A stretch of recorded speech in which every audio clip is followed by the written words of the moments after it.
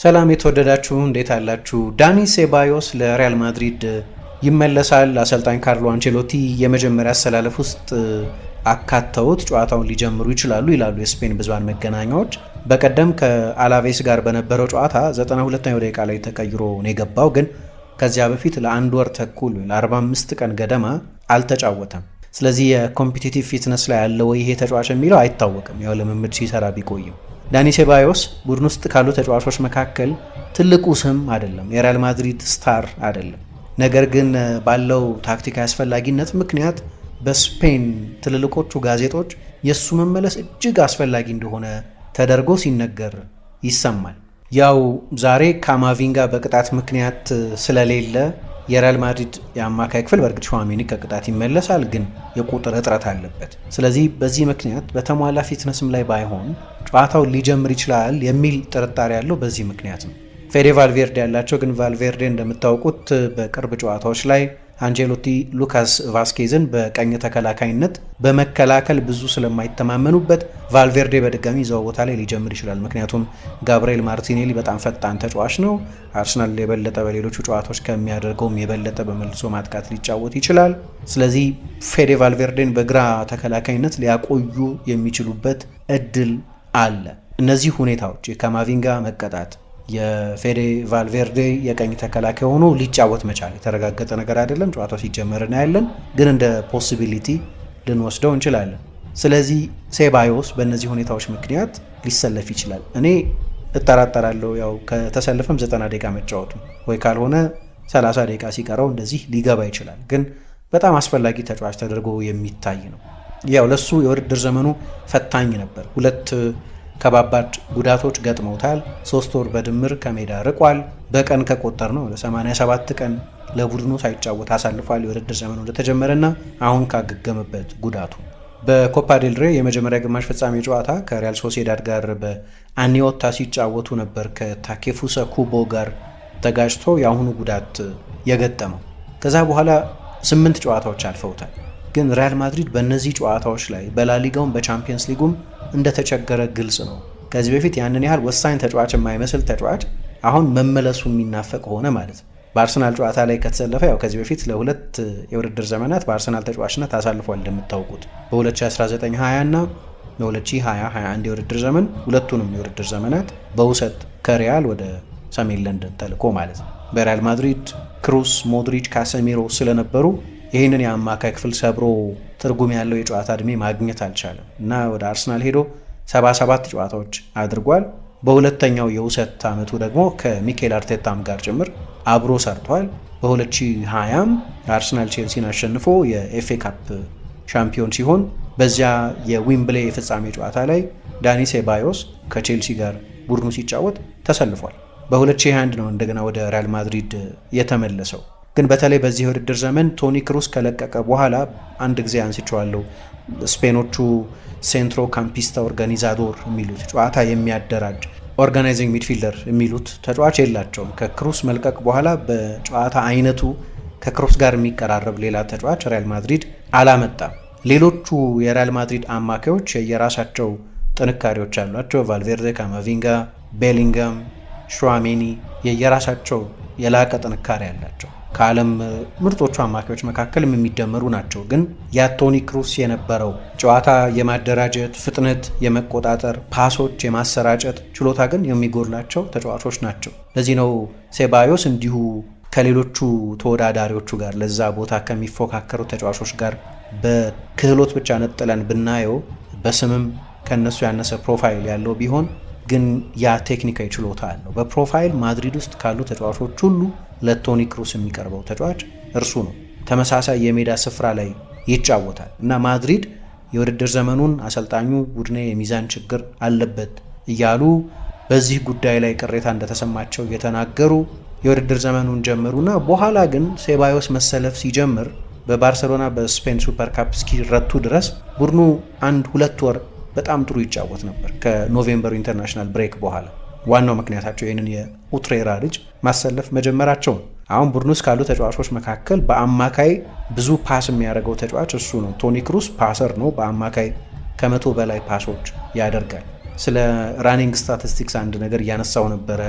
ከዚህኛው ጨዋታ በፊት ባለፈው ሪያል ማድሪድ ከአርሰናል በ13 ኪሎ ሜትር ያነሰ ሮጠ የሚለው ትልቅ አጀንዳ ነበረ። በፊትም ግን እንደዚሁ ነበር። ሪያል ማድሪድ ይለይ የነበረው ያኔ ኦርጋናይዝ የሚያደርግ ተጫዋች ስለነበረው፣ ቡድኑ ፖዚሽናል ዲሲፕሊን ስለነበረው ከባላጋራው የበለጠ መሮጥ አይጠበቅበትም ነበር።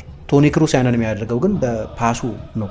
አሁን በሪያል ማድሪድ በየ90 ደቂቃው ብዙ ፓስ የሚያደርገው አማካይ ማን ነው ቢባል አንደኛ ነው ዳኒ ሴባዮስ። 88.5 ፓሶች ያደርጋል። የቶኒ ክሩስ ደረጃ ላይ አይደርስም፣ ግን ከቶኒ ክሩስ ቀጥሎ ብዙ ፓስ የሚያደርግ አሁን በስብስብ ውስጥ ያለ ተጫዋች ዳኒ ሴባዮስ ነው። ይሄ ደግሞ አስፈላጊ ነው። ጨዋታ የመቆጣጠር ችግር አለበት ሪያል ማድሪድ፣ ትራንዚሽኖች የመቆጣጠር ችግር አለበት። ቦታው ላይ የሚረጋ የቦታ ዲስፕሊን ያለው አማካይ ችግር አለበት።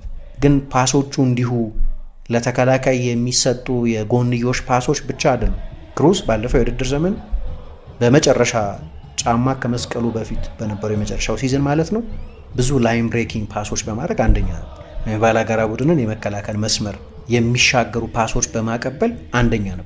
ስለዚህ ፓስ ያደርጋል ስንል ዝም ብሎ የሳይድዌይ ፓሶች ያደርጋል፣ የጎንዮሽ ፓሶች ያደርጋል ማለት አይደለም። አደገኛ ፓሶች የሚያደርግ ነበር። ሴባዮስን በዚህ ንጽጽር ከወሰድን በየጨዋታው ወደ 10 ፓሶች በሶስተኛው የሜዳ ክፍል ያደርጋል። ፕሮግረሲቭ ፓሶችም ያደርጋል። አሁን አንዳንድ ሰዎች በእግር ኳስ የአንድን ተጫዋች በተለይ የአማካይ ተጫዋችን ብቃት ለመለካት ከፓስ ጋር በተገናኘ ዋናው ሜትሪክ ነው የሚሉት የፕሮግረሲቭ ፓሶች የሚባሉት 10 ሜትር እና ከዛ በላይ ወደፊት የሚሄዱ ፓሶችን ማቀበል መቻል። ይህንንም በተሟላ ሁኔታ ያደርጋል። 9.45 ፓስ የጨዋታው በአማካይ ሶስተኛ ሜዳ ክፍል ላይ ያደርሳል ማለት ነው። ቡድን ውስጥ ካሉ ተጫዋቾችን መካከል ከቶኒ ክሩስ ጋር የሚቀራረብ ፓሲንግ ሬንጅ አለው።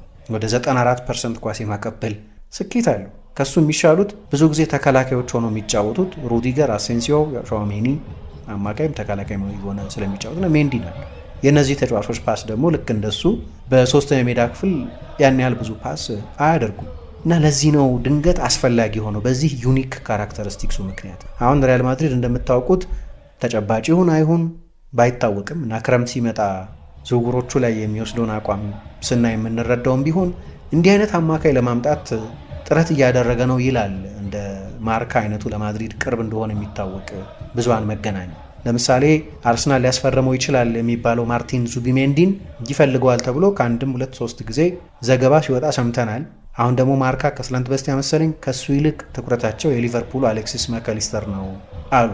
ዙቢሜንዲ ይምጣ አሌክሲስ ማካሊስተር የሌላ ተጫዋች፣ እነዚህ ተጫዋቾች ዋናው በማድሪድ የሚፈለጉበት ምክንያት ኦርጋናይዝ የሚያደርግ አማካይ የመፈለግ ምክንያት ነው። የውድድር ዘመኑ ሲጀመር አሰልጣኝ አንቼሎቲ ብዙ እየተጠቀሙበት አልነበር። 28 ዓመቱ ነው። ለወደፊቱ ተስፋ ተጥሎበት የሚጠበቅ ተጫዋች አይደለም። አሁን ሜዳ ውስጥ እየተገኘ እንዲያገለግል የሚፈለግ ተጫዋች ነው። ክረምት ላይ ይለቃል ነበር ይባል የነበረው፣ ወደ ቀድሞ ክለቡ ሪያል ቤቲስ ይሄዳል ሲባል ነበር። ሲጀመርም አሰልጣኝ አንቼሎቲ ተጠባባቂ አድርገውት በመጀመሪያዎቹ 5 ጨዋታዎች 72 ደቂቃ ብቻ ተጫውቶ ነበር የውድድር ዘመኑን የጀመረው። በኋላ ግን የሚዛን ጉዳይ በብርቱ እያሳሰባቸው ሲመጣ ይህንን ተጫዋች መጠቀም ነበረባቸው። የውድድር ዘመኑን የመጀመሪያዎቹ 5 ጨዋታዎች ላይ 72 ደቂቃ ብቻ ከተጫወተ በኋላ አንድ ጨዋታ ብቻ ከጀመረ በጊዜም ተቀይሮ ከወጣ በሁለት ጨዋታዎች ላይ ደግሞ ከዘለሉት በኋላ ከመጎዳቱ በፊት ግን ከነበሩት የመጨረሻዎቹ 10 ጨዋታዎች 7ቱ ላይ ጀምሮ ነበር። ምክንያቱ ግልጽ ነው።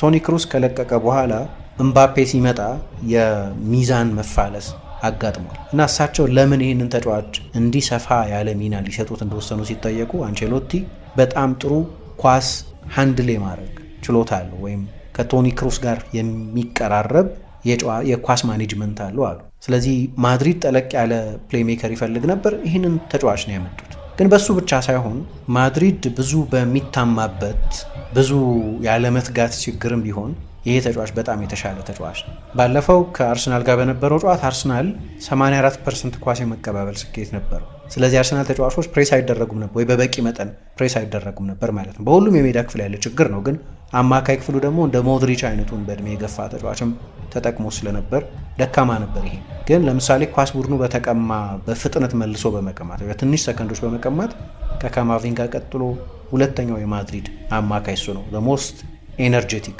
አማካይ እሱ ነው። የተጋጣሚን ቡድን ኳስ ሚዝ አማካይ ለምሳሌ ሀራስ ያደርጋል ማለት ነው። አሁን አንዱ ትልቁ ችግር እንግዲህ እንደዚህ ከጉዳት የመጣ ተጫዋች ያንን ለማድረግ ይቸግረዋል።